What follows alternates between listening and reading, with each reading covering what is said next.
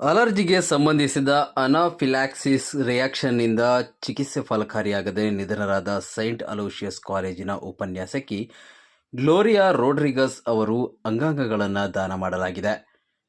ಬಚ್ಪೆ ಪಡುಪೆರಾರ ನಿವಾಸಿ ಗ್ರೇಷನ್ Alex Rodrigues ಮತ್ತು Greta ಫ್ಲೆಮಿಯಾ ದಂಪತಿಯ ಪುತ್ರಿಯಾಗಿರುವ ಗ್ಲೋರಿಯಾ 1 ವರ್ಷದ ಹಿಂದಷ್ಟೇ ಅಲೋಷಿಯಸ್ ಕಾಲೇಜಿನಲ್ಲಿಯೇ ಸ್ನಾತಕೋತ್ತರ ಪದವಿ ಪೂರೈಸಿ ಕೆಲಸಕ್ಕೆ ಸೇರಿದ್ದರು. ಕೆಲವು ದಿನಗಳ ಹಿಂದೆ ಊಟ ಮಾಡಿದ ಬಳಿಕ ಅವರ ದೇಹದಲ್ಲಿ ಅಲರ್ಜಿ ಕಾಣಿಸಿಕೊಂಡಿತ್ತು.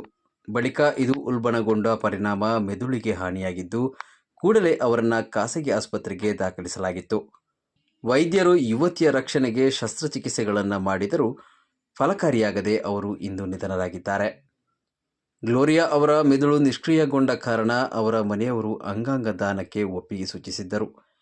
ಈ ಹಿನ್ನೆಲೆ ರೋಡ್ರಿಗಸ್ ಅವರ ಯಕೃತ್ತನ್ನು ಎಜೆ ಆಸ್ಪತ್ರೆಗೆ, ಶ್ವಾಸಕೋಶವನ್ನು ಬೆಂಗಳೂರಿನ BGS ಆಸ್ಪತ್ರೆಗೆ, ಹೃದಯವನ್ನು ಬೆಂಗಳೂರಿನ ನಾರಾಯಣ ಹೃದಯಾಲಯಕ್ಕೆ, ಮೂತ್ರಪಿಂಡವನ್ನು KMC ಮಣಿಪಾಲಕ್ಕೆ ಮತ್ತು ಚರ್ಮ ಮತ್ತು ಕಾರ್ನಿಯಾವನ್ನು ಫಾದರ್ ಮುಲ್ಲರ್ ಆಸ್ಪತ್ರೆಗೆ ಸಾಗಿಸಲಾಗಿದೆ ಎಂದು ಮೂಲಗಳು ತಿಳಿಸಿವೆ.